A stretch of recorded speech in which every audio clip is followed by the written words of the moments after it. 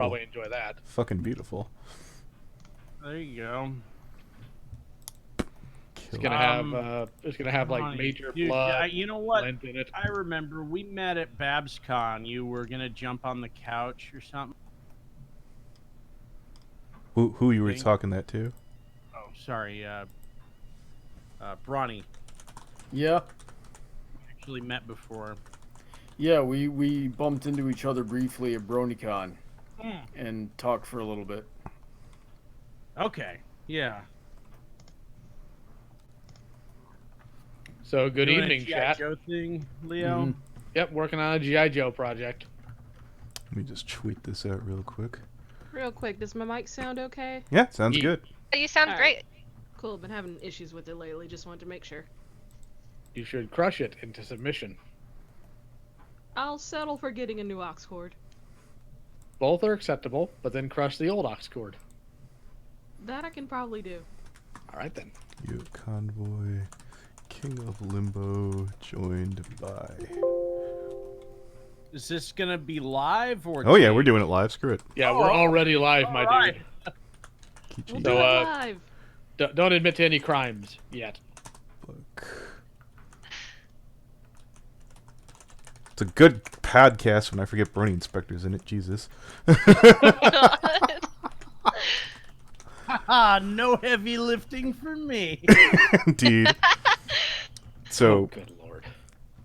I noticed one of your first videos was about Gaijin GOONba, so I'll just get to the question here. So I watched your Gaijin GOONba video where he displayed their things, basically like restaurants in Japan that say like no non-Japanese people. I guess Keychi can verify that since she's been to Japan.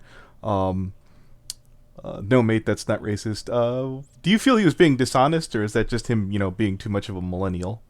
I don't think it's so much being millennial. I think that Gaijin GOONba has a very heavy bias towards Japanese things, like on heavy scale weeaboo end, to where when we have an infatuation to that extent, we overlook or downplay some flaws, and I think that's more of Gaijin GOONba's issue.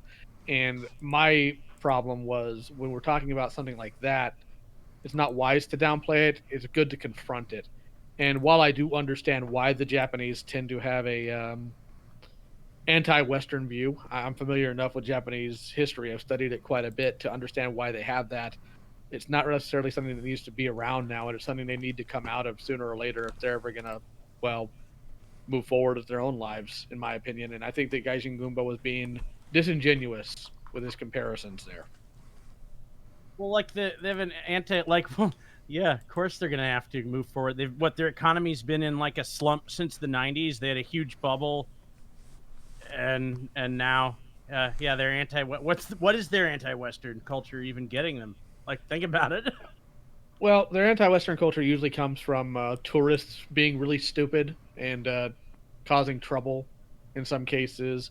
And in other cases, it's just self-inserting yourself in places you really had no business in being in. Well, look who's like, and then look at tourism in Japan. It's down. People aren't going. Looks like they got what they wanted there. No more tourists.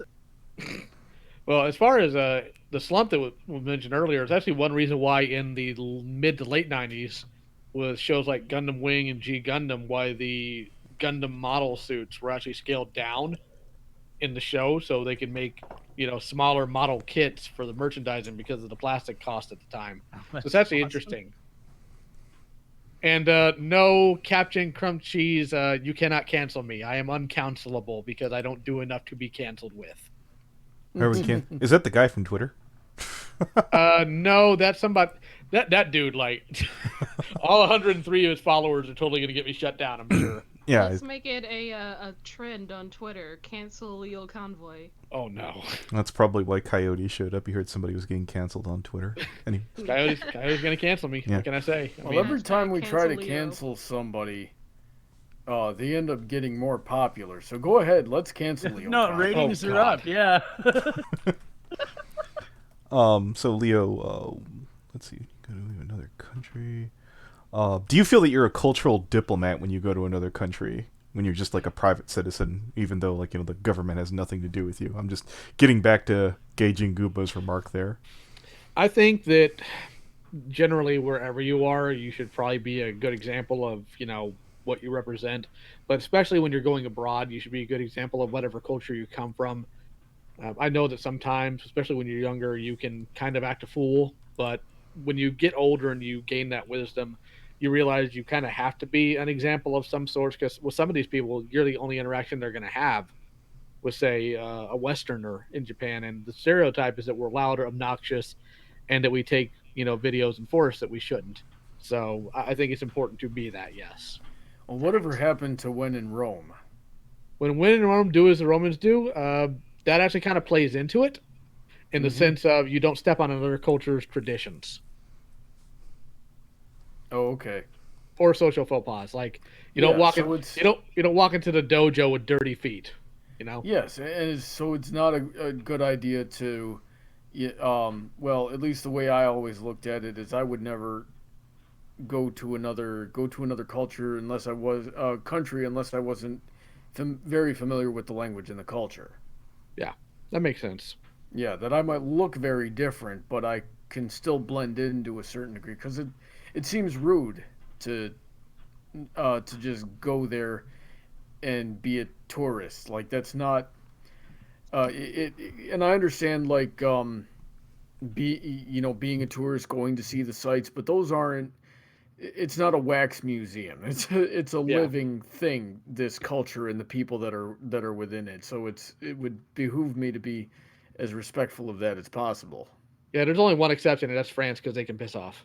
Yeah, I was about to say, French people don't want you to try to act French. Yeah, it's impossible to appease a French person anyway. So just get that out of your head. And the French people don't want you there, so forget about it.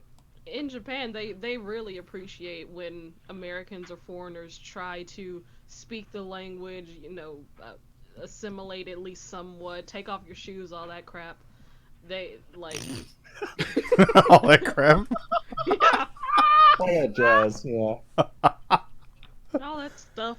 Like your feet. All that traditional crap they're always doing. Yeah, it's not like there's a practical benefit. Good ambassadors, guys. All that crap they do. It's not like there's a practical benefit to the cleanliness of your house or your personal hygiene. Hey! I'm not saying it's not worth it. No, it was just a funny way. I mean, frankly, from the bronies I have interacted with outside of, say, this circle and another one, like, I think there is something to be learned from that cleanliness aspect. Like, if you're looking around your room and you got like 5 bowls of old SpaghettiOs, you should probably learn something. Is there somebody you know that does that? I've met enough people within the community to know there are people that do that. Okay. I don't know. I freak out if my bed's unmade. Oh, it's true. We've caught him on freaking video, and he'll like scurry over. My bed. Oh, my hair. And in answer to Eighth Flame's questions, have I been shipped with anybody? Many have tried. They have all failed. Indeed. Well, why have they failed though? Because I'm married, first and foremost, and secondly, I take no crap from anyone. All right, those are 2 very good excuses. I actually forgot you were married. I was just in the middle of sitting there thinking, well, Brawny wound up getting a girl. I mean, well, oh wait, no, he's got I was actually about to say, well, in regards to that, like, you're married and you take that seriously, right? Like, it's kind of like, as much as it would be fun to joke around with people who want to ship you and stuff, like, you gotta, I mean, I don't know, it seems to me like if for people who are married, I don't know, it just seems like... I'll put it this way, I take it seriously to the point to where when I've been on, say, the Awkward Cast with Keyframe and A and Y, there's this one person who always does the, F, marry, kill rule, and I refuse to actually participate in it because it's against my moral nature, and, I take my marriage seriously. Now, granted, there are some people I give grief to, and I pick on them and ask them if their mom is single, but that's a different matter altogether. Well, I mean, you gotta... All right, let's get... I think that's more along the lines of me, trying to encourage people to get into automotive repair. That's just like, you're just kind of ripping on the person at that point. Correct. Yeah. I'm pretty sure Leo's response to any shipping is, I'm married, and then the conversation ends there. Yeah, generally. I don't know. That wouldn't be a thing to say to me if is your mother single? Because I remember a time in my life where I've just gone straight to violence when someone has said something like that, said something about my mother, and then I just crossed their jaw. Well, let me ask you a question, Brawny. Are you like 17? Okay, wow. Because if you're not, then I'm probably not going to ask you that type of question. Like these people need a better father figure in their lives. Let me give you the scenario I'll work in there. Okay. All right. So we'll have some dumb teenager show up, and they'll try to banter with us, and they'll start being stupid, and I'll ask them, "Where are your parents?" And they'll talk about when my mom's at work. I'm like, "Is your mom single?" Well, yeah. Well, I'm like, because it seems to me like you need a father in your life. I can make you a brand new baby brother, and I can be your stepdad, and I can get you, I can get you everything you need in life. Because clearly you're lack. That's the direction I usually go with this. Right. We're trying to nurture the boy. Be a good influence, you know. I never thought I'd see adultery with good intentions. well-meaning adultery. Yeah. More of tongue-in-cheek joking, not obviously not being serious. I mean, right. So, Leo, you've probably no doubt seen a fair amount of goofballs on YouTube. Have you seen anybody really improve, or? Oh man, I really wish I could say yes. I really do, because when it comes to the general goofballs or people who are being foolish, there are some that I was very much so supporting, and one of them went full moron and actively dated a predator and decided that would be a good idea to continue championing. So I had to stop supporting that individual. But as far as this goofy content, unfortunately, I haven't seen any of them improve, because usually they find their niche and they stick with it, and they don't really adapt or change from that point, because why would they when they're getting what they get out of it? All right, good to know. Free shit. Everyone is shit. You meant Jones for anybody in the chat. Anyways, if you could kick one person off of YouTube, who would it be and why? Well, man. At this point, Brawny. I hate that guy. Yeah, he's a real douchebag. Well, the thing is, like, generally, I tend to be against such ideas because I value free speech. But in this case, like, based on the data I've been able to collect, I'd say it'd be Onision. Yeah, that's a pretty good safe one. Yeah. It'd either be Onision or it would be the Paul brothers, simply because of the demographic that they're influencing. That's a dangerous game that those two are playing. That's Onision sucks, but like the Paul brothers for that pick, I'd have to back you on that one. They're playing a way more dangerous game than manipulating scene girls into being worse than they already were. And it's bad. Like what he does to people is shitty, but like the Paul brothers are like, let's just break every law when it comes to targeting advertisements towards kids. Good idea, bro. Good idea. Like, so they're Leo, bad. I'm only somewhat familiar with Onision and his characters, and I've seen a couple of videos on him. For why, if you had that power, would you want to get rid of him? Like, give me some specifics here. Run me down the situation. From the data I've been able to collect, he tends to favor them a little young. Wink, wink, nudge, nudge. Say no more. Okay. And he has a tendency of, for lack of a better word, gaslighting a lot of people and then mocking them when they have mental breakdowns. And I find him to be a genuinely dangerous individual based on his actions. There are people who are far more knowledgeable and far more collected than I that have collected all this. And it's gotten to the point where it's gotten so bad, even Chris Hansen right now is paying this boy special attention.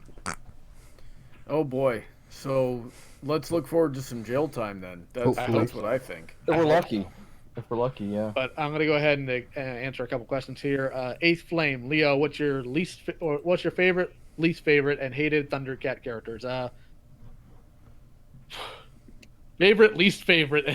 Okay, my least favorite character in Thundercats is Mamrana, because she kind of breaks the internal lore of the series, and I find her to be a superfluous and pointless character. And let's see, Black Nemesis says, would have to call Lio Daddy, and I get enough people who jokingly call me Daddy Leo because of all the tuts I give to people. I don't need any more of that weighing down on my soul. He's the father of the internet. It's true. Every time he comes into chat, am I in trouble? Dude, do you have any kids, Leo? I do not. No? No, and I have no intention of getting some. But real quick, a sideways. One day, I can't remember what it was, but it was after a convention. Like I wasn't aware of what happened like during the weekend, and there was something I had to ask Anthony about, something completely unrelated. So I call him up. And the first thing I hear from him is, "Am I in trouble?" And I said, "Well, no, I have no idea what you did." The next thing out of his mouth was, "Oh, good, then I got away with it." Well, Anthony's been so in trouble familiar. since he joined the brony fandom. It's so true. That It's sounds gotta so be- familiar. It's got to be just a reflex at this point. I think Like so. if Leo says to me, "Hey, we need to talk," I'm like, "What do I do now?" Those are the terrible stories you want to hear from your folks. I Sam, think if I ever have to sit you down and talk to you, the world has gone to piss, and we just need to burn it all down. Oh, Right, Christ. that sounds like you two. Like, all right, you're the only one who's pure. We have to get out of here, Sam. to be fair, It's just Sam, you and me now. you are probably the nicest, most politest, safest talking person I know in the fandom. Thank you kindly. Yes. You're a non-insufferable version of Dr. Wolf. A sincere version. But wait, oh no, like, and talented at something also. Let's not forget.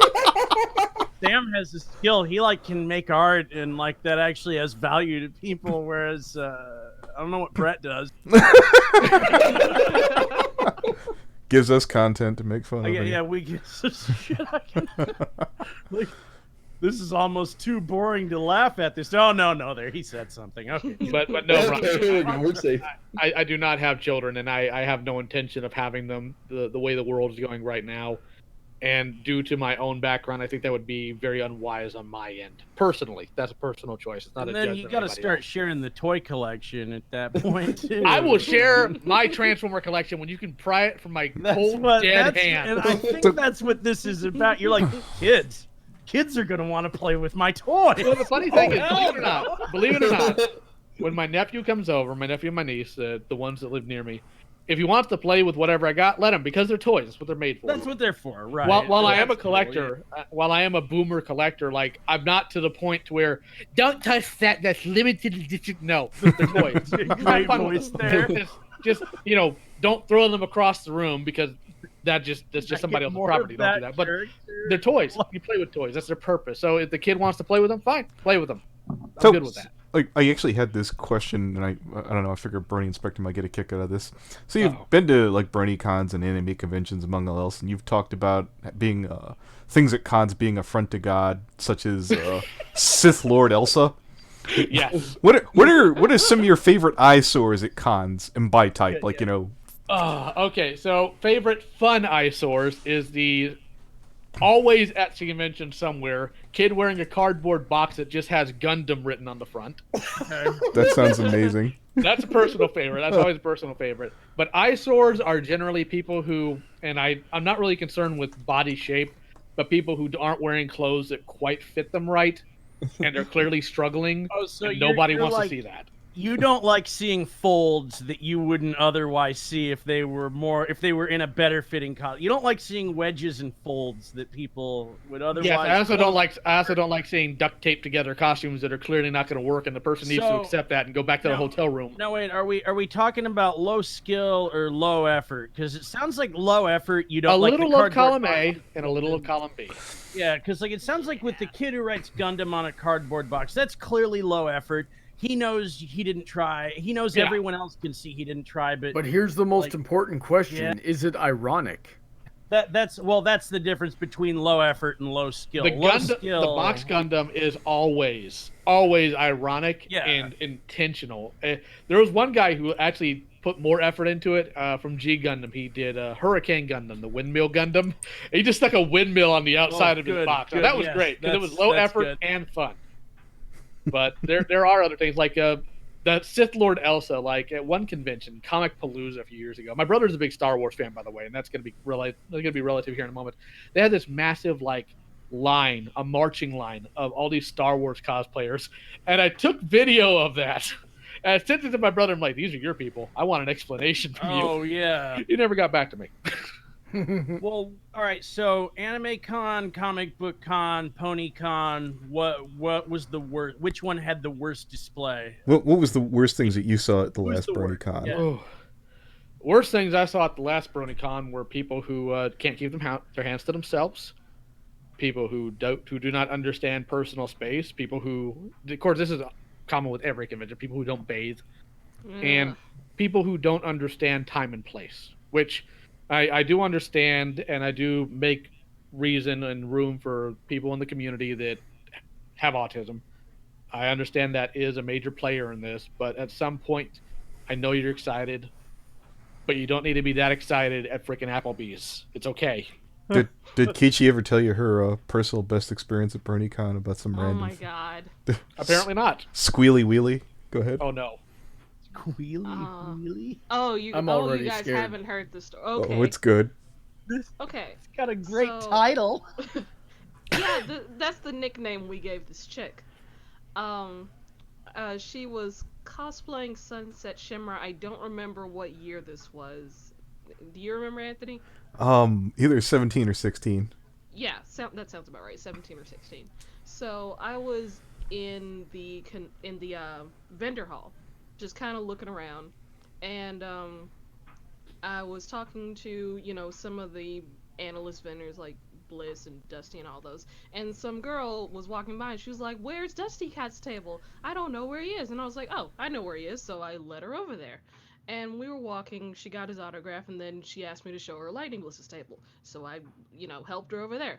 And as we were waiting in line, she was like, "Are you Keychi?" I was like, "Oh, yeah." She was like, "Oh, I love your stuff. Can you sign my book?" And I was like, "Oh, sure." So I start signing in, like, mid-signature. She goes, "Oh, this is so great. I don't mind that you're black." Wait, what? Whoa! And Well, I that just took a kinda- turn. I just kind of Whoa. stopped and looked at her, and she looked genuinely happy, like she didn't realize what she just said. No, like she thought she said something super good, and she's like, "And now my woke points for this con have Yeah. been fulfilled." Like she was super proud of herself. Yeah, she looked super happy, so I Holy just kind of shit. I just closed the book, handed it back to her, and I just kind of left her in line for Lightning Bliss to deal with, because I was like, Oh, yeah. You know something, Keychi? I think I might know who you're talking Have about. a fun She- trip back to Kentucky. See you later. she was the one that kept trying to take people's hats and get up on stage during panels and stuff like that. That's a problem you should solve with violence.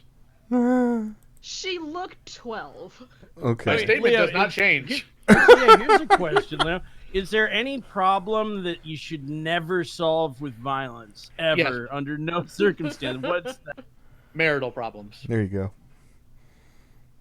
Good. Oh, good. I would say, yeah, good answer. That is very true. If Keychi, if this person that you just told the story about is the same one I got in my head, then when I went in 17, we happened to pass each other in the vendor's hall, and she turns around and stops me and says, "Are you somebody?" And I said, "Well, I exist in 4 dimensions, so I suppose that I am." And I'm at least 3 bronies. Who the hell are you? and then I told her my name, and she fell to her hands and knees, and I didn't know what to do with myself. Was she in a Sunset Shimmer costume? Yeah, she was a skinny little girl Short. who looked, yeah, That was her. I'm just was her. imagining Brawny huffing on his knuckles, rubbing them on his shirt, going, "That's right, the Brawny Buck." That's No, what- I had no idea what to do, so I did it back. Yeah, that's pretty standard reaction. And I looked at her and I go, "Why are we on the floor?" Drink it in, people. The Brawny It- Buck. God. I sometimes fall to my knees at my own greatness. It happens. It's Ronnie, did you have any paper towels to start wiping the floor with? Oh, it's so weird. I have noticed that because there's not a lot of black people in Brony, that a lot of bronies don't know how to act around black people. Okay, please see previous statement about violence. That's how we solve this. But no, I had a similar experience. I run a lot of panels at different conventions, and one of the ones I like to run the most is my animation panel. And in that panel, I compare how Japanese animation differs from, say, American animation. And I was discussing it, and we were talking about the differentiating line between what is colloquially referred to here in the States as anime and whatnot. and I basically brought down because at the time it was new Neo Yokio by Jaden Smith, and the dude in the front of the line when I brought it up, his response, and thankfully I was the only one that heard him. His response was, "They should have put a burning cross on his yard." Whoa! Oh. He doesn't deserve this giant Toblerone. No, he did not deserve. I had to pull him aside. I'm like, dude, do you realize what you just said was? Where was your brain? Did it go on vacation? Like, what do you Have a mean? nice Like, trip let's back to break down Alabama. what you said and why it was the dumbest thing you could have possibly said there. And I've dealt with weebs before. This takes the cake in some of the dumbest things I've ever had to experience. But I had to sit down and explain to this grown man, by the way, grown man, and he doesn't get the passive. Was in brony community. This dude was not in that. Was this weeb convention Weeb. you were at? Yes, it oh, was a weeb convention. This is where the worst stories are. Anime cons, the fucking worst. And then we had another incident where I was doing a Voltron panel, and I was going through the history of Voltron, and I was setting up the Toynami Voltron, which is the masterpiece one. It was pretty expensive at the time before the Soul Chikoken one came out. Yeah. And as I'm setting up, this Killed the cosplayer, value on that one. well, almost. Well, it actually is because it broke previously. But this Ruby cosplayer, comes running across the stage that I'm setting up, jumping around and doing his in-character nonsense. And I just had it because he's shaking the table, jumping all over the stage. I just turned to him and say, "Did your parents just not exist in your life, or were your parents just too stupid to teach you how to I act?" think his parents were like a can of fucking Nas energy drink or something. But he looks at me and he says, "My parents raised me." I said, "Well, if you don't knock it off, I'm going to whoop you like your daddy should have. Now get out of here." He left. Freaking mess with my Voltron. What's wrong with you? Nice. Yeah. Kids these days. There's What's not your, there's not a lot of people that talk like that anymore. So it definitely hits a lot harder these days when you say things like that. Oh my God, I have dealt with so much in the past, like almost 2 years. I've been interacting with your community. I've had so many people message me about how they hate talking to me because, and I quote, "You sound like my dad." Yeah. I come from a military household, so our communication's direct because they didn't have a choice but to be so. And tact is not something I am currently in ownership of, and nobody has found the ability to sell it to me yet. So I tend to say what I mean, and sometimes it hurts feelings in a way I don't intend it to. So Yeah, I got that problem too sometimes, but I've I heard. don't know. yours is a bit more dry, though. Ronnie, yours is... Mine tends to be more angry. So I wanted to get to your A-Kon video. Sure. So any preferred types that you want to keep an eye out, like if you see somebody coming your way that you might be like, oh, this is something I'm probably if you're non-confrontational at a con. I'm sorry, cut out a little bit. Can you run that by me again? Yeah, I was going to say, are there any certain types of people that if you're non-confrontational that you can kind of like spot out to avoid, little Top 3 types of people to avoid at convention. LioConVoy. Okay, the top type of people you want to avoid at the convention are people who are clearly there trying to get attention, because they're trying to get that attention because they clearly can't get it elsewhere. They get it by acting up and making fools of themselves. And the best way to starve out that is to literally starve it out. You don't give them that attention. You're going to want to avoid people that clearly don't know the concept of no touchy. Okay. Because they're abundant primarily in anime conventions more than they are, I'd say, anywhere else. Granted, bronies have the issue too, but the bronies have the issue in a different way. Bronies have the issue in the familial space. Weebs have the issue in the I'm touching places I shouldn't touch regardless place. So...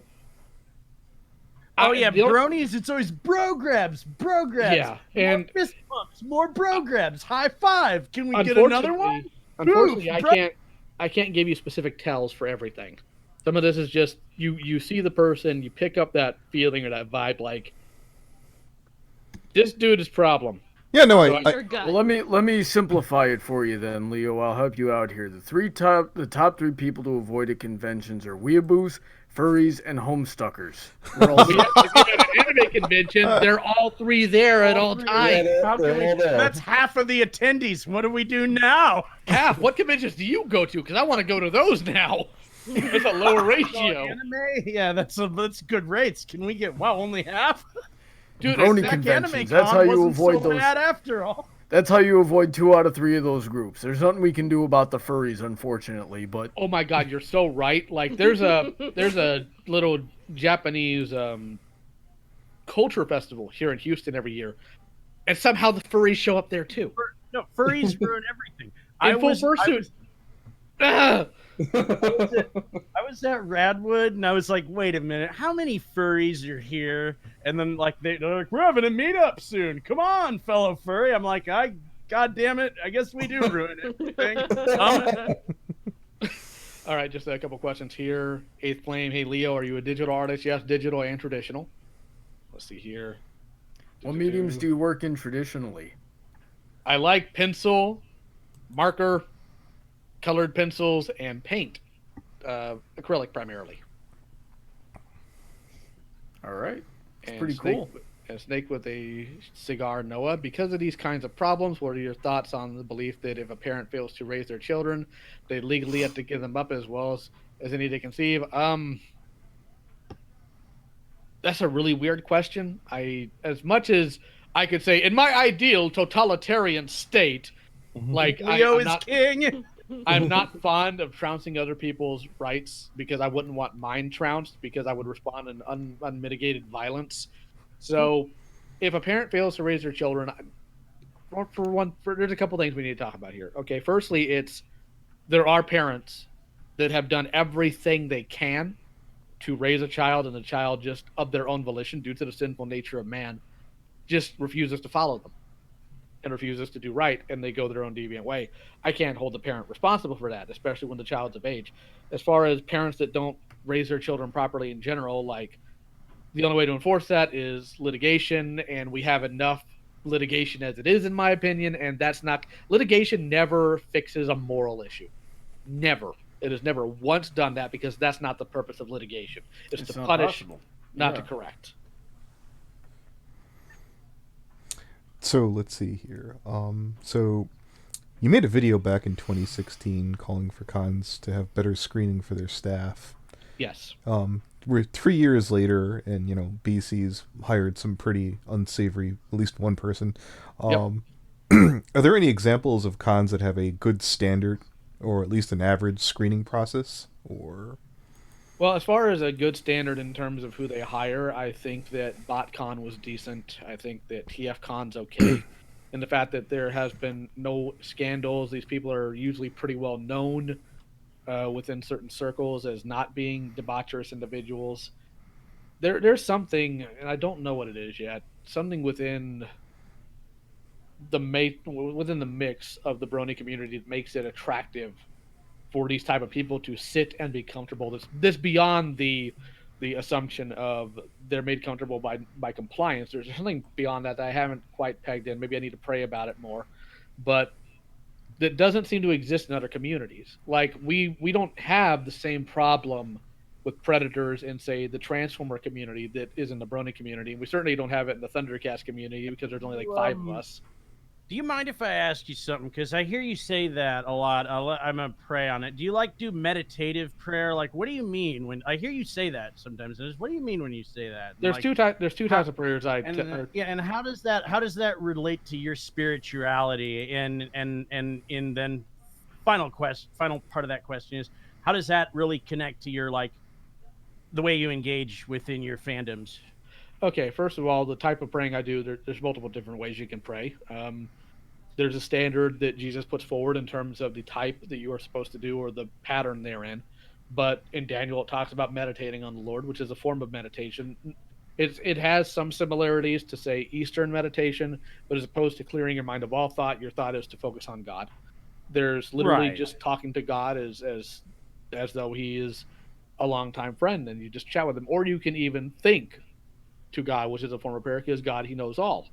Right, he can hear your thoughts. Yeah, exactly. As far as how that relates, because my theology is very important to me, and it is the integral foundation of all my moral principles and who I am as a person, I have to carry that with me everywhere I go, in every fandom, in every community I go.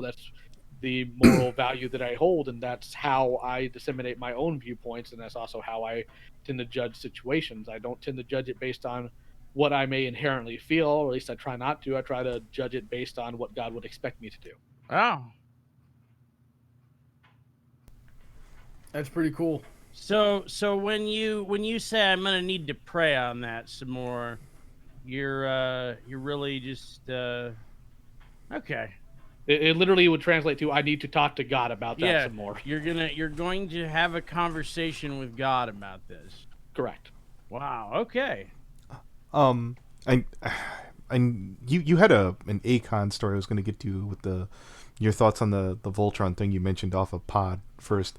You said you had a con story that you wanted to share, and Okay, so I will regale you all on the story of the mayonnaise gobbling contest at A-Kon. What? Oh yeah. It's okay. There wasn't actually a contest where people eat mayonnaise, but I'm already afraid. Oh. A-Kon has a really bad habit because it is the longest going anime convention, I think, in the States, period, that they tend to be huffing their own farts a lot. Where And in is A-Kon, by the way? It's in Dallas, It's in Texas, and Texas. it's kind of dying because they literally had the convention outside last year. I haven't gone in several years. After that Rant video I did, actually. But here's the thing, like, I have a friend whose name is Baron, and Baron was like a boss Vegeta cosplayer, but Baron's also like old school troll.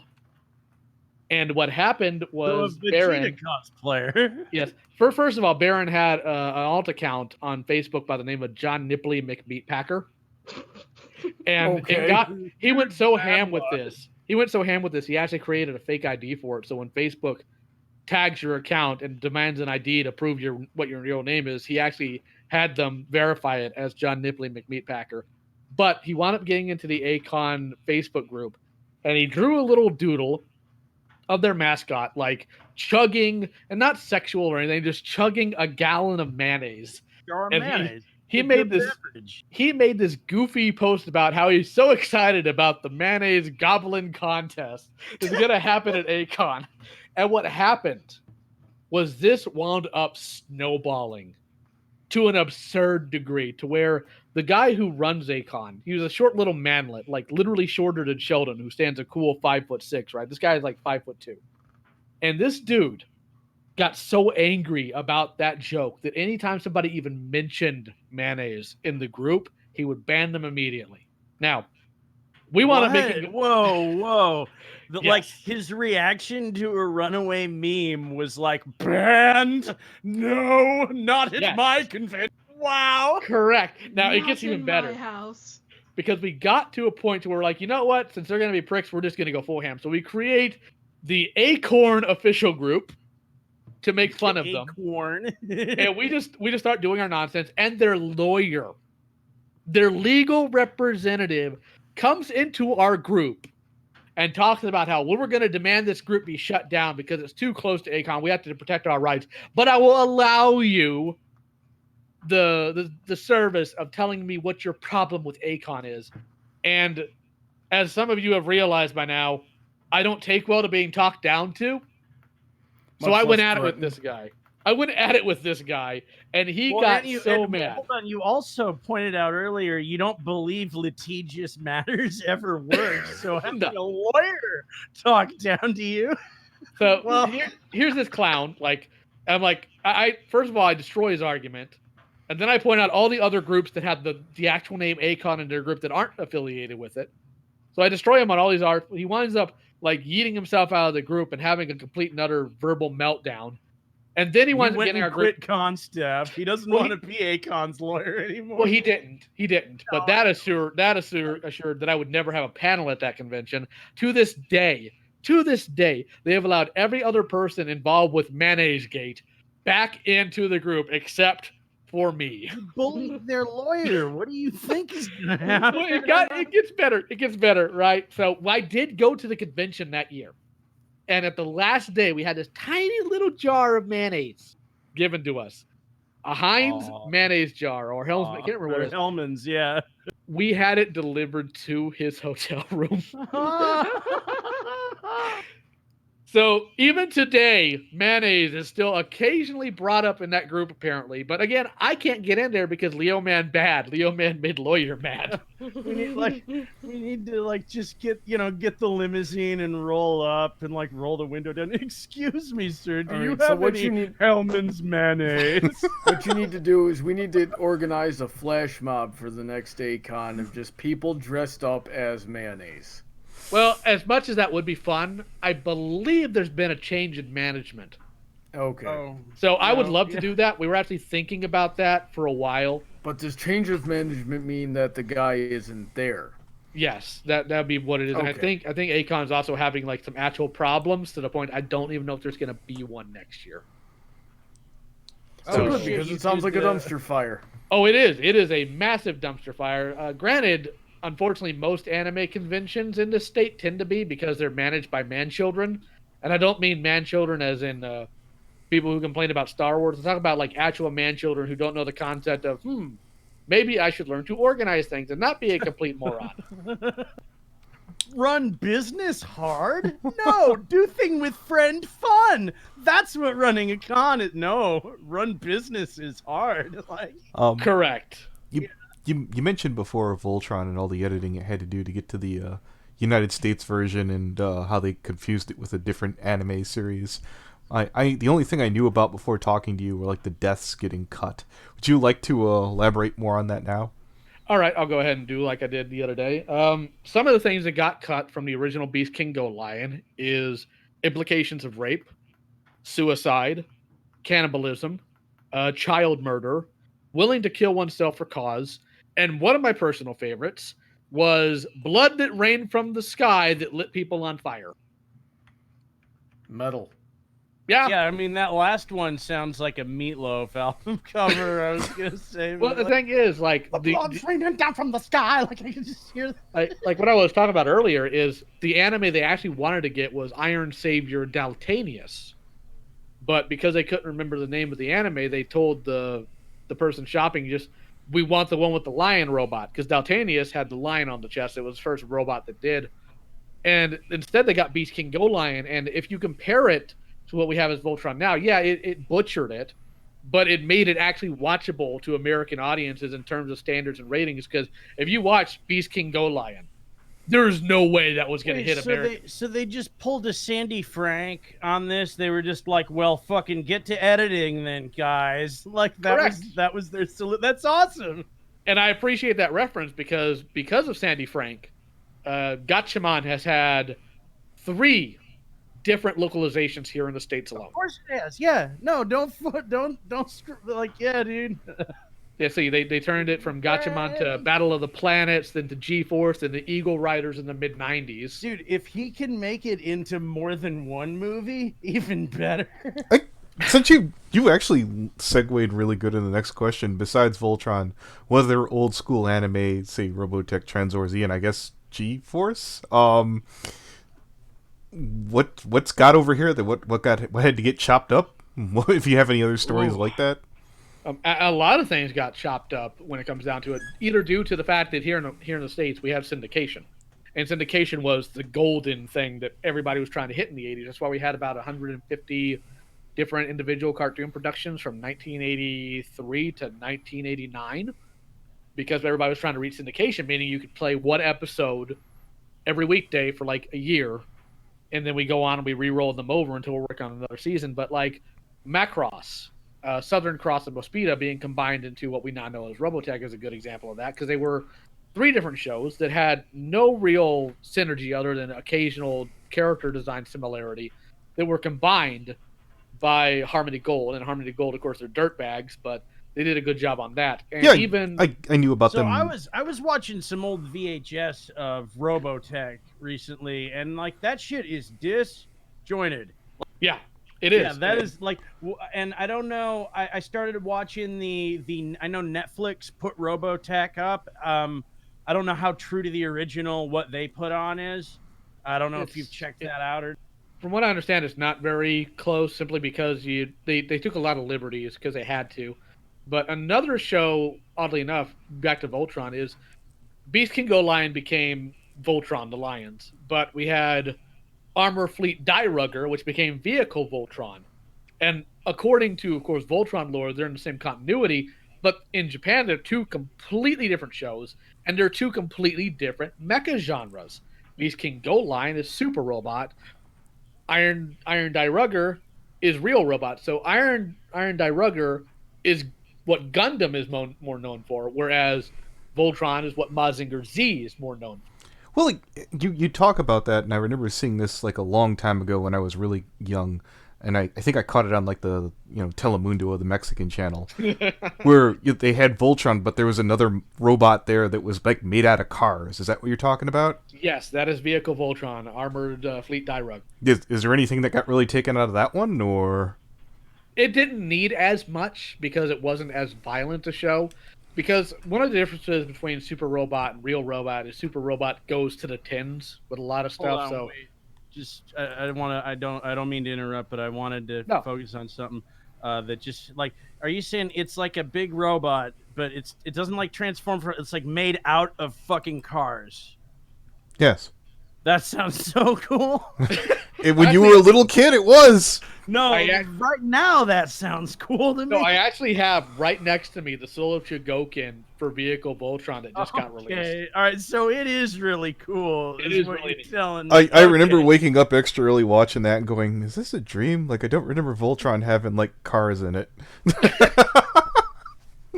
But you guys are forgetting about the ultimate robot anime, though. Oh boy, Cubics. Cubics? No, you're forgetting about Metabots.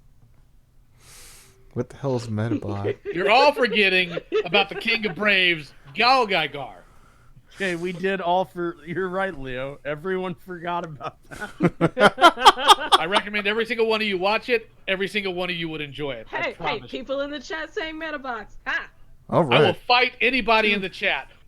Two people in the chat are saying. All right, so Metabots. here we go. What's your favorite old school, live or animation to live action? And I guess the only thing I could think of at the time. What did you think of like the He-Man movie, for example? Okay, the He-Man movie gets a lot of derision, but that's because as much as I tend to judge things more on the final product than the issues behind it, they had a lot of problems in production, and the problems in production are not normal movie problems. They're they're not a stunt company, though. They do all the fights first, and then it wasn't even people that. who made that.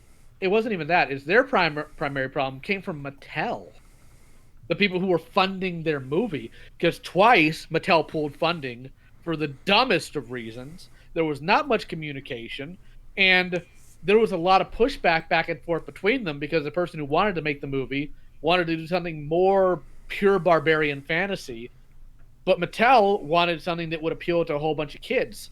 So this dude, he creates the costume design for He-Man. There's on his sword, there's some blood, and the Mattel execs freak out. Well, you can't have He-Man killing people, which, if you're a kid and you're used to the Filmation He-Man, that makes sense. But there was a lot of stuff that got cut from the film, a lot of stuff that never showed up. You never saw Snake Mountain. You never saw Battle Cat. She-Ra was actually going to be in the film originally, and she got cut. Cool.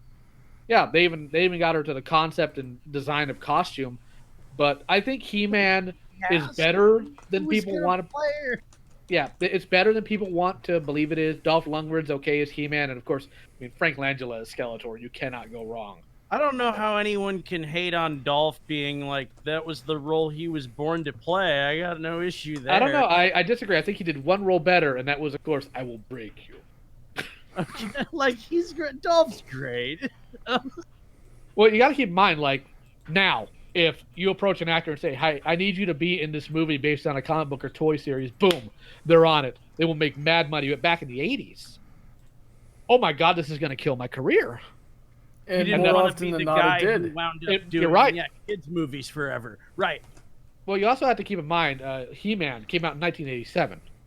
And unfortunately, as much as I do hate to admit this, the movie landscape for 80s cartoon properties was murdered the previous year by the Transformer movie. Not because the Transformer movie was bad, but because they made creative decisions that did not... Unpopular choices in the story. Yeah, that's not... Well, here's the thing. When you're used to watching a 2-season cartoon where the main hero literally gets disassembled and reassembled and blown up and comes back, and then he gets horribly, brutally murdered on screen along with most of your favorite characters. It kind of creates a division that most kids weren't expecting.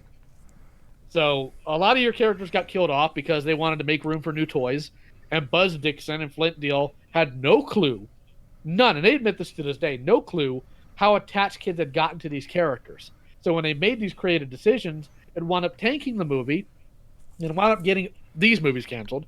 The Thundercats movie was canceled and just moved into a 5-part episode. The Chip and Dale Rescue Rangers movie was scrapped. The second DuckTales movie was scrapped.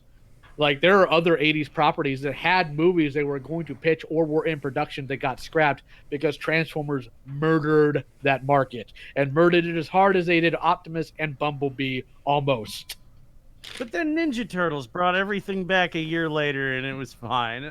Well, that was in 1990 or 1991. It was 90, yeah. Are we talking about the live action? Yes. Go Ninja, go Ninja. Yeah, That was the second one. That was Secret of the Ooze. Yeah, and then It's still amazing that we can sit there and say Vanilla Ice was in the preferred version of Teenage Mutant Ninja Turtles. I don't know. I think the first. You think the second one's better? I lumped they're bought as good as each other when you look at modern day. Okay, all right. That's okay. The first movie, I think, personally, I think it's one of the best comic book movies ever in terms of adhering to the source material while taking the liberties it needs to. Shredder was legitimately an intimidating looking villain. He had really good lines. His outfit was very well done, and the suits, of course, by Jim Henson were perfect. Creature creators killed it. Yeah. However, the first live action Teenage Mutant Ninja Turtles movie is one of my favorite movies of all time. I have to great. I have to go with you guys on this one being up there. I mean, I remember at the time just like, well, let me hit rewind on that VHS tape and watch it again. That was a movie I as a kid watched probably, dozens of times. Well, I mean, again, they had perfect line delivery. Like, what is it Shredder said? Ah, the rat. It has a name. It had a name. Just perfect line delivery. Yeah, so not only that, I geek out over the choreography of that movie. Ooh, it was so good. Because it not only was it unqualifiedly good, but all 4 of those turtles were completely blind. And that actually brings me to my other issue when it comes to the second movie. Second movie, while good, it had to deal with the thing a lot of people had to deal with in the 80s and 90s, parental panic. Because what happened is, in the first movie, the turtles cussed, they used their weapons a lot, and a bunch of parents with nothing better to do got super upset that these Ninja Turtles were using their weapons. That's why in the second film, they rarely ever do. Instead, they use things they find around the freaking mall, like way more slapstick. Props. Yeah. The only one I remember, probably because I just had it on VHS and we watched it all the time, they were like in ancient Japan or something. That's third movie, and okay. We don't talk about that. Considered to be something we don't talk about. Here's the kicker. Here's the kicker. The third movie actually brought back the weapon usage, but everything else is so bad that it just killed their desire to make it anymore. Learn about history, so the weapons are okay. No, of course not. That's why the moms don't know it's not helping. They're just not concerned anymore. And then the people who made the second movie are like, okay, did we dye all that Ghostbuster slime we couldn't sell green and sell it as Ninja Turtle slime this holiday season? Good. It's done. Let's not talk about ooze anymore. The next one will be a time traveling movie. Well, the kicker is, the funny thing about like the ooze stuff, oddly enough, it didn't originate in Ninja Turtles. The whole sliming your figure thing started from Masters of the Universe and the Hordak Slime Pit. Yeah, as if toy companies had a lot of toy slime to sell for they made one vat of it in 1978, and they were like, we got to sell this by 1991 or it's going to become highly toxic. Implying it's not going to become highly toxic regardless of if it sells. You know where it all came from? It's going to get stuck in carpets, and then mom's going to come vacuum it up, and she's like, what the hell kind of toys are my kids playing with? Then and that's when we corner the vacuum cleaner market. No, and see, that's why, just look into it. They had to get rid of the Nickelodeon slime somehow. Oh my god, we don't talk about Nickelodeon slime. So many That's bad the things thing. happen. Gak was like the future of that product. Like parents liked But it because it didn't like get you, everywhere. Leo, you didn't care for freaking. Comparatively. You can't do that on television. That's a little bit outside of my wheelhouse. You got to keep in mind, you can't do that on television. Was on early '90s or late '80s. It's like late '80s, Nick. Like yeah. I didn't get cable till I was like early '90s, mid '90s. Well, I showed my age, and I'm not ashamed of that one. I've never heard of that show. Are you I kidding know, me? That was like No, what is it? okay. So basically, it was like a live action skit where basically Think like kids all kept that, but with slime. yeah. Every time someone says I don't know, they'd get slimed, and it was the funniest shit in the world when you were a young They have kid. lockers they pop out of and do dumb jokes at each other. It's Yeah, fucking they've great. spoofed it on freaking Robot Chicken a couple of There's times. plenty of things that have referenced you can't do that until look. Some people had cable like for a long time. Like oddly enough, Ninja Turtles is what ultimately got me to understand what animation was, because there was one day like I was into T-ball as a kid, and I didn't want to go because I wanted to watch Ninja Turtles. And my old man, he's like, "You don't need to watch that. You need to go play T-ball." But I want to watch Ninja Turtles. Like, you know what you're even watching? Ninja Turtles. He takes some pieces of paper and he does a little doodle. And he does the flip book effect. Like, that's what you're watching. You're watching a more expensive version of that. I'm like, holy crap, that is how Blew this your works. Leo's mind blowers. Because of my old man's anger that I didn't want to play T-ball. You are Yeah, absolutely yeah. right. No, he's He like, goes, I can't he goes, wait. holy heck, that was awesome, and gets into animation himself. Like, no, God, that's not like yet. the old man's like, I gotta get him out there. I need that millionaire ball player for a son. Come on, like. You know, becomes oddly a- enough, like, oddly gonna enough, be he a never. millionaire animator. Oddly enough, he never worried about that. He was actually hoping and thinking eventually I'd go into the military, but I have the anger for it, but I don't have much else for that. Like, it's just not my career path, and my childhood was not conventional. I'm just gonna leave it at that. Like your typical 8-year-old, like Brawny, or not Brawny, Brony Inspector. Because Brawny, I know your life's probably different too, but Brony Inspector, like when you were 8, what are the type of things your old man taught you? Well, when I was 8, God, we ate. I remember I don't know. I'm trying to think. You rode a What? bike. My dad, like that's the thing though. Like I was just kind of riding. I just remember riding my bike around a lot. I'm trying to think. Like, did my dad teach me anything? I guess how to. Did he ever like throw the baseball around with? Like we would. I don't know. He comes Man, to I am this failing hard on this realization one. that is- Yeah, we would go to my grandfather's house and like help him with chores a lot. I remember that. Like. Okay, reasonable, like things you would do with a kid, right? Yeah, no, I got real good at like getting garages organized. That's for sure. Here's son. Here's the siphon hose. Right here, we're But no, gonna like go- your typical father. My when your dad kid- taught me how to steal gasoline out of Oh, parked God, cars. Yeah, no, But no, like the stuff my old man, what your old man should teach you around the age of 8 is like, okay, so here's how you ride a bike. You throw a baseball. I'm going to teach you how to play catch. Yeah, there was some of that, but most of it was, all right, son, I'm going to teach you how to put your finger through somebody's trachea. Why do I need to know this? Because I said you need to know this. Oh, I definitely fucking had to hit the heavy bag quite a bit for my dad. Actually, now At that least I'm you got the thinking, bag. I just got the fence. Yeah, right. Yeah. What the fuck is wrong with you people? Yeah, now that I'm thinking about it, like that was definitely something. I need to just get. wanted to ride my bike a lot, man. Like, and that's the thing. Like, for 8, riding a bike, like, shit. I remember getting a bike when I was like 6 or 7. No, I was like 6. I like got a bike. We got an old bike and built it, but I don't remember anyone teaching me to ride it. I remember like getting on it. Did and then it taking look the better fucking than your wheels car off. does?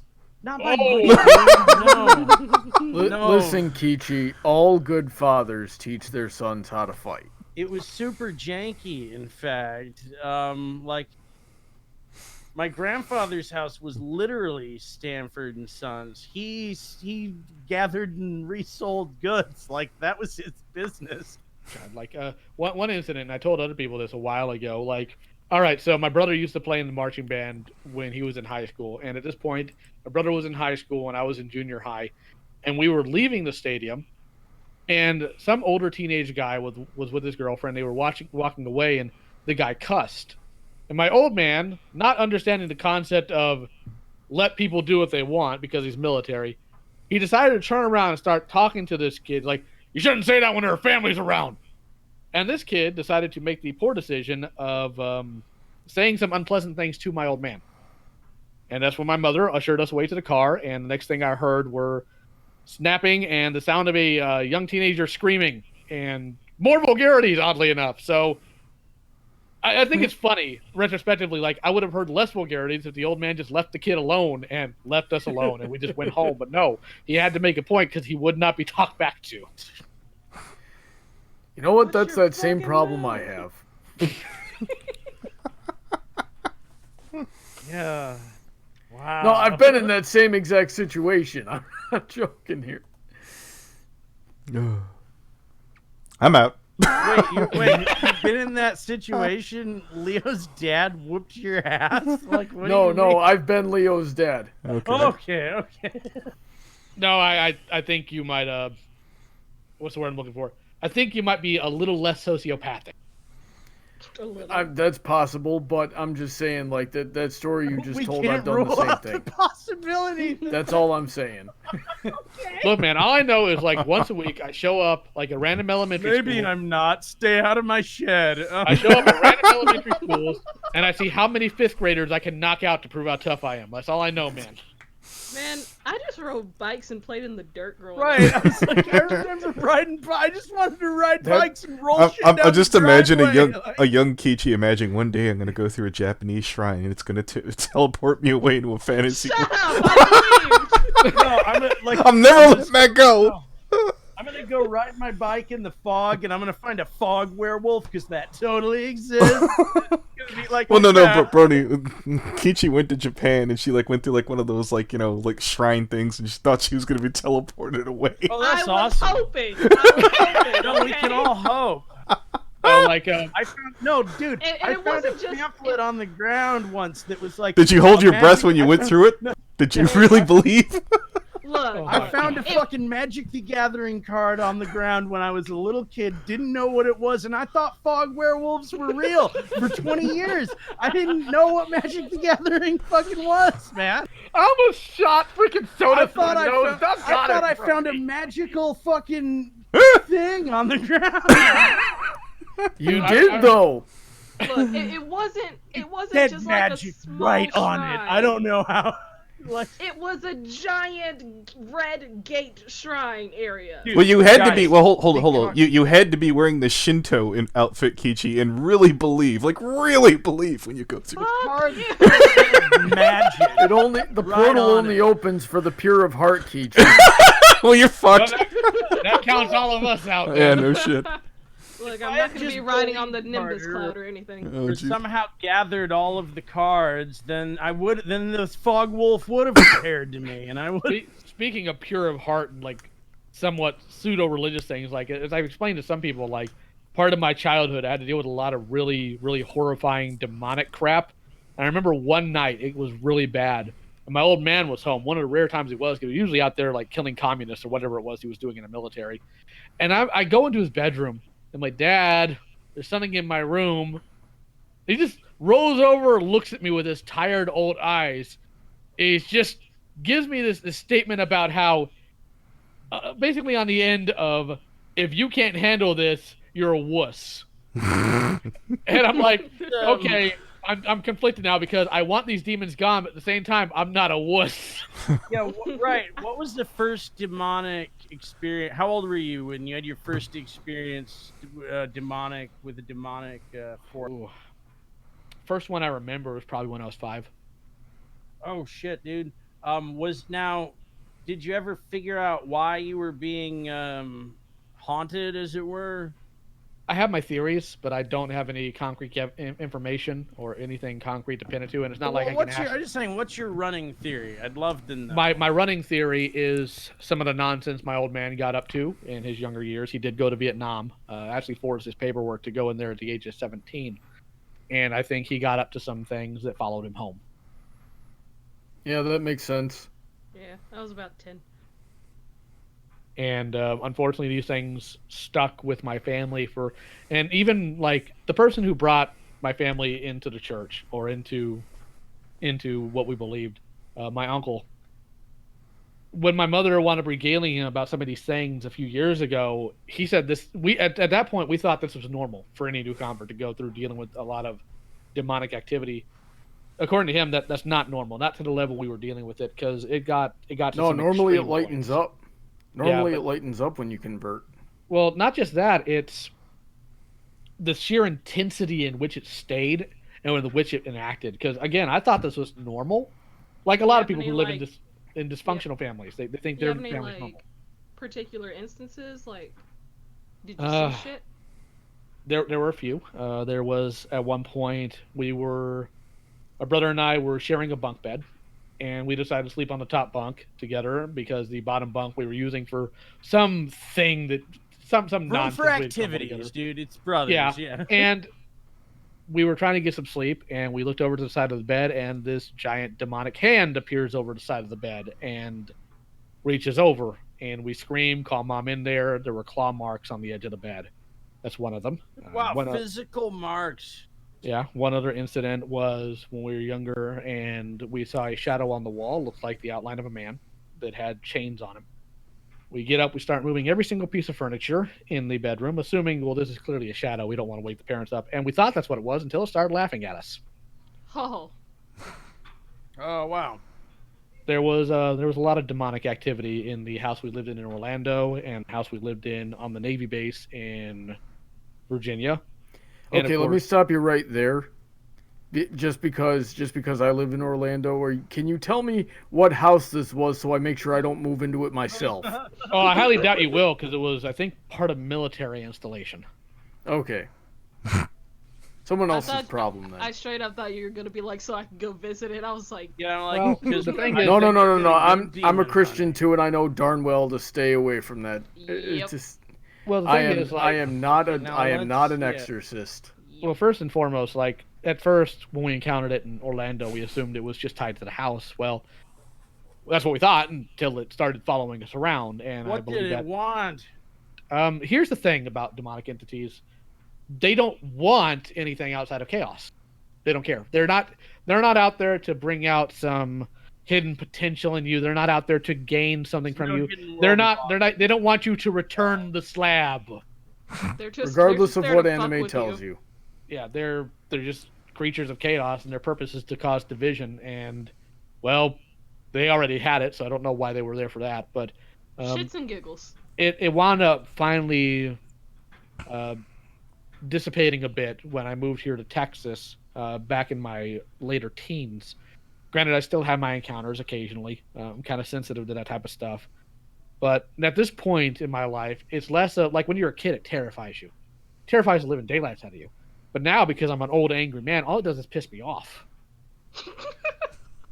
Fuck off, ghost. Like, I had an incident when I lived in Brenham where, unfortunately, about 4 people were killed in a car wreck outside of my house. And it wasn't one of those, oops, I took the wrong turn. These kids were high. They were on all sorts of medication and alcohol. One of them was unfortunately pregnant. And they pulled into the middle of traffic that was oncoming and got T-boned and killed instantly. And the things that were attached to them decided they needed to go looking for a new home. And one of those dumb suckers wound up in my trailer. And it had been so long that I had dealt with anything like that because I'd been busy with other things and whatnot that it took me a while to realize what that was. So my response when I finally identified it wasn't, oh no, there's an evil entity in my house. It's like, oh no, you do not pay rent here and you are not staying. I am not dealing with this nonsense. So how do you go about dealing with spiritual warfare like that then? Well, of course, prayers. You gotta pray on it, obviously. You Come pray on, it we first already. and foremost. You pray on it first and foremost, but an effective tool, of course, is anointing your house. And generally, if you are prayed up and your ducks are in a row, you can generally cast it out. Prayed up? Is that like?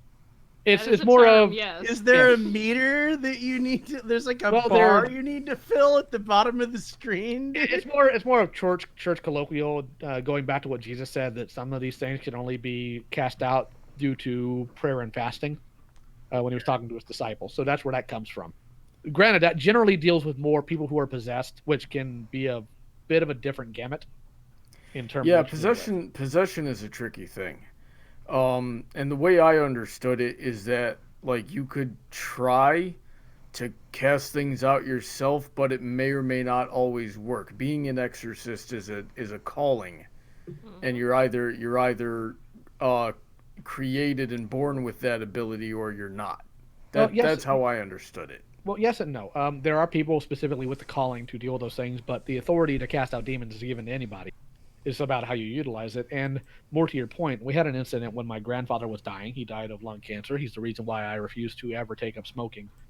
My uncle was staying with him during that time, and in the middle of the night, my cousin Matthew, he shows up at my uncle's bedroom door and he's like, "Hey, Dad, can I sleep in here tonight?" It was weird, number one, because he was in his mid-teens, and that's not normal.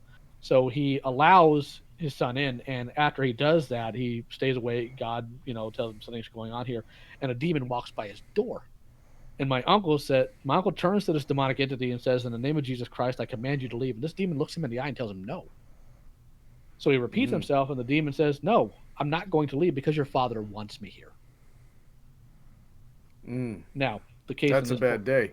Well, that, and it was my grandfather's house, and my grandfather had some problems, and he did not want to give them up. So he just retailers like, "All right, then you are going to leave me and my son alone." And they didn't have any more of that issue there. But when you're dealing with somebody's house and in somebody's area, it's harder to deal with the person than it is the demonic entity, because you can cast a demon out of a person, you can't cast the stubbornness out of a person. And we see that even in the Bible. Jesus went to the graveyard to deal with the demonically possessed man who would cut himself and throw himself into the fire. If you read the other gospels, there are two men there, but only one of them sought salvation. Only one of them wanted to be freed from the demons. So that is unfortunately one of the things you have to deal with. If the person possessed wants them there, and you can't get rid of them. I never thought of it like that. It's good to know. Well, think about it this way: God's never going to give anything authority that He will not exercise, and one of which is free will. And there's some things wherein that demonic entities can do and things they can't do. One thing they can't do is they can't kill you. Um, Usually, when somebody's possessed and they do kill people, that's because it's born within their heart. It's not because the demon forces them to, because there's only one instance where God has ever given demonic entities the license to kill anything, and that was in the book of Job. And if you actually read the book, the things he gave them license to kill were random animals and people that were kind of already within Satan's dominion. And it's not a normal case. It was very specialized. It takes a lot to get to that point. So How bad do you have to be in Satan's dominion? um, it varies. Biblically, everybody is that is not born of Christ. That's solid Bible, and I'm not going to tell you otherwise. Not even to spare anybody's feelings. But in the case of Job's kids, while Job was doing his sacrifices that he would do, because of course he was Hebrew, he would also do them for his children, and that's something that a lot of people miss. And why did he do it for his children? His children were of age; they should do it themselves. Well, it's because they were literally partying, and I believe the subtext is they were partying with each other.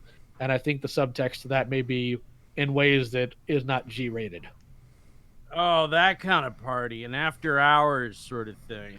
Granted, I might be reading too much into that, or I might be not 100% sure on that detail. Sometimes the Bible is very vague intentionally because it doesn't want to tell you every single little sin, because that's just not how the Bible works. And it doesn't really matter anyway. No. So now that I've killed the mood, do we have any other questions to raise it up a little bit? And no, I found. Yeah, Well, I don't know about yeah, everybody what's else. your I found that favorite educational. toy that you collect out of all the toys you collect? Out of all the genres, out of all the toys, who does the best toys? Which one do you get the most excited about when you get a new thing? A couple things. Number one, Brawny, hit me up anytime. No problem talking to you about it. Secondly, toys are something I very rarely get super excited about. I think they're neat. I will fiddle with some of them. It all varies. Like, there are times that Like I'll look at a He-Man figure and I'll think it's neat, or I'll look at a Transformer and I think it's neat. I'll tell you right now, the biggest thing in my collection are Transformers because I've just been collecting them since 1998 or 97. So that's I literally have like 13 Deltop shelves just filled with Transformers. Wow. I think that answers that question. Got some abominations in there too. Good lord, what was I thinking when I bought some of those kid? I've got to step out in a minute, but before I go, I'm kind of in the mood for some LioConVoy rage. So, would you tell me the worst experience you've had at a convention? Like, I want to hear a convention horror story from Leo. Well, let me think here for a minute, because there's been a few of them. As Leo opens the library. Oh God. Cracks open a book. Yeah, titled "List of You Crap have That Went Wrong." volumes on the shelf. Leo's All right. immense. Yeah. I'll give you one recent, and I'll give you one. One that's older, oddly enough, is tied to the Voltron panel I taught. I had gotten to the panel on time beforehand to run my panel. To find out, this convention had decided to let a Ruby Ask a Character panel overlap my panel by an hour and not even put it on the schedule to inform anybody. Now, I was doubly insulted, number one, because you stick to scheduling, and number two, Ask a Character panels are such absolute garbage no matter who they are from or who goes to them. You preempt information with role play. I wanted to slap the sound out of somebody's name over that. You had prepared notes. You had histories and timelines. Correct. And I had guys 30 years worth of living. Yes. Improv they're doing. And it's bad improv. But the more recent one is at Oni-Con, they have this Battlegrounds arena where they have foam weapons and people show up and they fight. And, it's a lot of fun, right? Well, I had this one kid that I called Dave Carradine. He didn't get the reference because he talked about, we were talking about how weapons actually function. He was talking about, well, I'm so skilled. I've been training for 12 years. I'm very confident in my skill with the Chinese Dao. So I'm like, all right, kid. So he lines up, and this dude is a joke. Like, none of his movements are Dao movements. He is not proficient in anything. And this happens a lot within any sort of foam fighting because you got people who want to live their fantasy. I'm a great warrior. But here's the thing. This is for fun. And the battleground is open to anybody, including small children. So you have to be careful. And what happened in this case is this kid, there's this little girl on the field. I mean, a little girl, like maybe 10, 12, stabs him in the back because, number one, it's hilarious. And secondly, this dude got mad and stormed off and under his breath called her a word I don't repeat because I don't cuss, but it's synonymous with a female dog. Jeez. And I cut and I heard him, so I just looked at him and said, "It's a little girl." And he tried to ignore me, so I went to one of the judges because everybody there's my friend. I'm like, all right, I'm going to be very clear here. I'm trying very, very hard to control myself, but if I hear this stupid little kid say something like that to a little girl again, I'm going to lose it. I'm going to throw him over the balcony outside onto the first floor. Jeez, from what, the third? The second, but I could have gotten on the roof if I was feeling spunky. So what happens is we decide, all right, since the little boy don't want to learn, we're gonna have some fun. So there's a friend of mine who goes by the moniker of Champion. I still don't know why that is, but he has a tower shield. And what he ultimately did was just keep running over this guy and running him over and running him over. Basically, he was everybody's favorite target, and he knew it by the end of the day.